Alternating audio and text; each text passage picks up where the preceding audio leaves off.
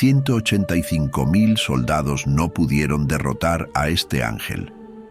Una de las historias más grandiosas de la Biblia habla de la intervención de Dios en los asuntos de su pueblo.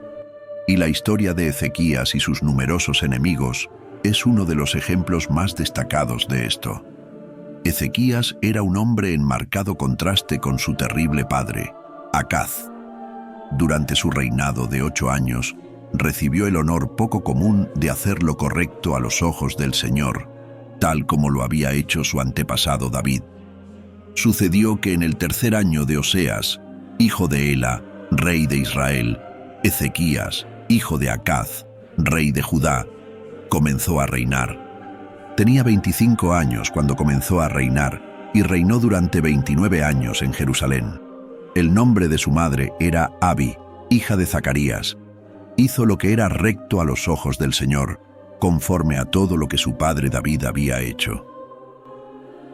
2 Reyes 18.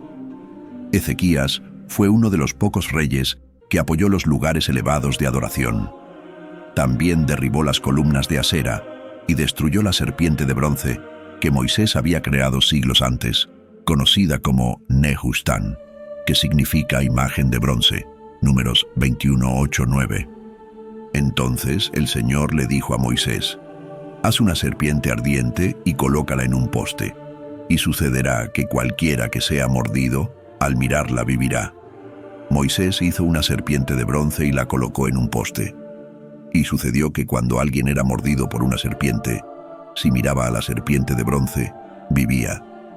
Qué lástima que este objeto, que Dios usó para liberar al pueblo, se convirtiera en una fuente de adoración.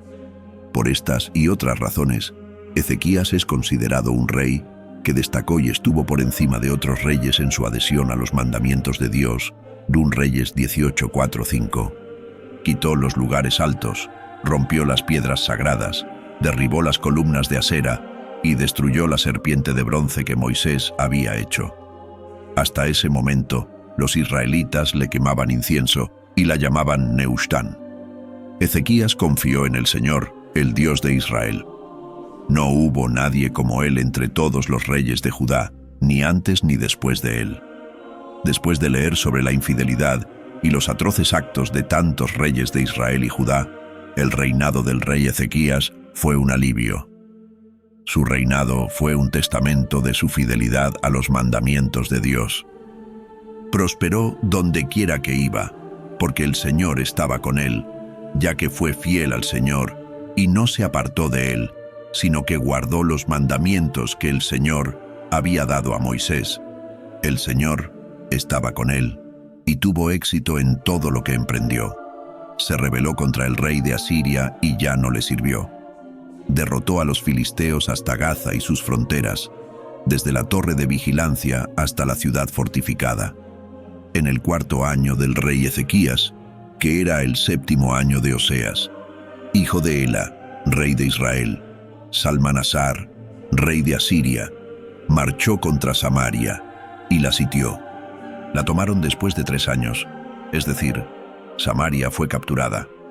En el 6.º año de Ezequías, que fue el 9.º año de Oseas, rey de Israel, el rey de Asiria deportó a los israelitas a Asiria y los asentó en Jalaj, en Gozán, junto al río Jabor y en las ciudades de los medos, porque no obedecieron la voz del Señor, su Dios, sino que rompieron su pacto.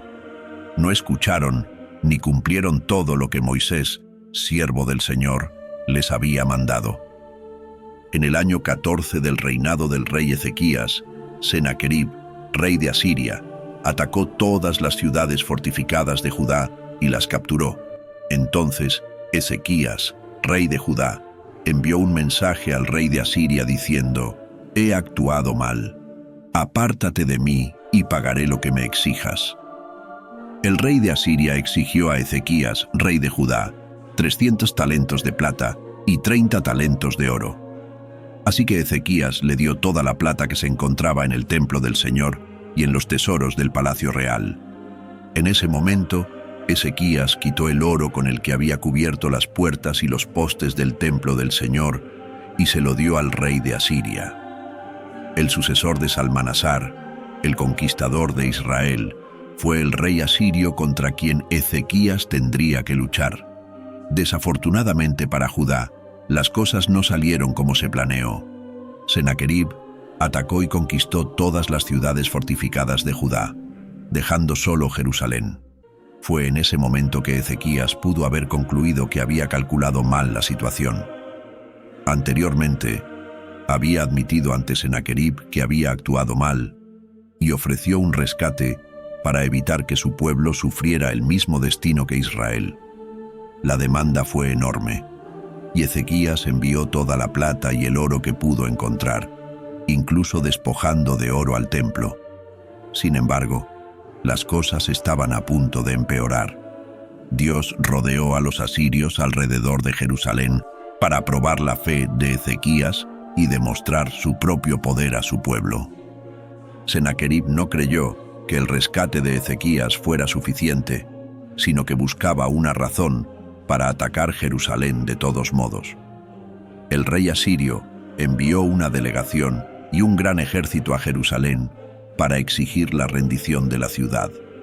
Luego Ezequías, rey de Judá, le dijo al rey de Asiria en Laquis: «He actuado mal.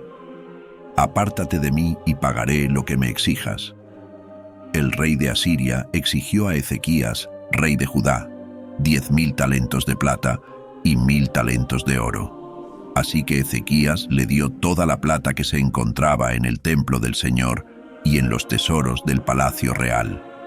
En ese momento, Ezequías quitó el oro con el que había cubierto las puertas y los postes del templo del Señor y se lo dio al rey de Asiria. Entonces, el rey de Asiria envió al Tártano, al Rabsaris y al Rabsacés, con un gran ejército desde Laquis, al rey Ezequías en Jerusalén. Subieron y llegaron a Jerusalén, y cuando llegaron, se detuvieron en el acueducto del estanque superior, en el camino al campo del lavador.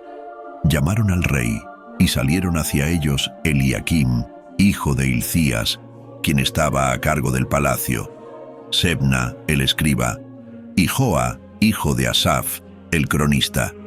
El Rabsacés les dijo: «Digan a Ezequías que así habla el gran rey, el rey de Asiria. ¿En qué basas esta confianza tuya? Dices que tienes consejo y fuerza para la guerra, pero solo hablas palabras vacías. ¿En quién confías que te rebelas contra mí? Mira ahora, confías en Egipto, esa caña quebrada que atraviesa la mano de cualquiera que se apoya en ella y lo hiere. Tal es el faraón, rey de Egipto, para todos los que confían en él. Pero si me dices, confiamos en el Señor nuestro Dios, ¿no es Él aquel cuyos lugares altos y altares Ezequías ha quitado, diciendo a Judá y Jerusalén que deben adorar ante este altar en Jerusalén? Ahora, haz un trato con mi señor, el rey de Asiria. Te daré 2.000 caballos si puedes poner jinetes sobre ellos. ¿Cómo entonces podrás repeler a un solo oficial de los más humildes de los siervos de mi señor, aun cuando dependes de Egipto para carros y jinetes? Además, he venido a atacar y destruir este lugar sin el Señor. El mismo Señor me dijo que marchara contra este país y lo destruyera». Dunas Reyes 18, 26, 30. El portavoz real de Sennacherib expuso lo que creía ser los hechos para hacer que Ezequías y su pueblo abrieran las puertas y se rindieran. Primero, Egipto era un aliado inútil que no los libraría. Esto era cierto. En segundo lugar, estaba seguro de que el pueblo de Judá había enfurecido a su Dios al destruir los lugares de adoración, es decir, los lugares altos y altares prohibidos que Ezequías había demolido. Por supuesto, Ezequías hizo lo correcto al derribarlos. Sin embargo, incluso los seguidores del rey probablemente cuestionaron las acciones de Ezequías a la luz de lo que estaba sucediendo. En tercer lugar, el portavoz de Sennacherib les recordó que el ejército de Judá era demasiado débil para repeler al ejército asirio. Dado el esfuerzo de Ezequías por sobornar a Asiria, probablemente esto también era cierto. Por último, afirmó que el Señor mismo le había dicho que atacara y destruyera esa tierra, esencialmente diciendo: «Miren, su Dios está de mi lado, Esto era una mentira. Pero para los habitantes desmoralizados de Jerusalén, podría haber parecido que tenía razón. Después de todo, sus vecinos del norte habían caído ante Asiria, y esos mismos conquistadores crueles estaban ahora a sus puertas. Entonces Eliaquim, hijo de Hilcías, Sebna y Joa, dijeron al Rabsacés: «Por favor, habla a tus siervos en arameo, pues lo entendemos. No nos hables en hebreo, a oídos del pueblo que está en la muralla». Pero el Rabsacés replicó: «¿Acaso mi señor me ha enviado solo a tu señor y a ti, y no también a los hombres que están sentados en la muralla, quienes, como ustedes, tendrán que comer su propio excremento y beber su propia orina?» Entonces el Rabsacés se puso de pie y gritó en hebreo: «Oigan la palabra del gran rey, el rey de Asiria. Así dice el rey: no dejen que Ezequías los engañe. Él no puede librarlos de mi mano. No dejen que Ezequías los convenza de confiar en el Señor cuando les dice: el Señor nos librará. Esta ciudad no será entregada en manos del rey de Asiria». La petición de los tres hombres de que las negociaciones se llevaran a cabo en arameo en lugar de en hebreo tenía la intención de proteger a los oyentes en la muralla de las amenazas. Pero al portavoz asirio no le importó. Quería que todos temieran el ultimátum de su rey, y lo hizo en hebreo de la manera más repulsiva imaginable. Luego advirtió al pueblo que no creyeran en las promesas hechas por Ezequías sobre la intervención del Señor para salvarlos. ¿Hasta cuándo el pueblo de Judá seguiría confiando en su rey ante esta diatriba? «No escuchen a Ezequías», dijo el rey de Asiria. «Hagan las paces conmigo y ríndanse ante mí. Entonces cada uno de ustedes comerá de su propia vid y de su propia higuera, y beberá agua de su propia cisterna hasta que venga y los lleve a una tierra como la suya, una tierra de grano y vino nuevo, una tierra de pan y viñedos, una tierra de olivos y miel. Elijan la vida y no la muerte. No escuchen a Ezequías, porque él los está engañando cuando dice que el Señor nos librará».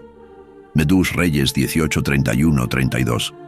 El portavoz ofreció paz y prosperidad al pueblo a cambio de su rendición. Estas palabras podrían haber sonado atractivas para el pueblo de Jerusalén, que estaba a punto de ser sitiado y aislado del resto del mundo.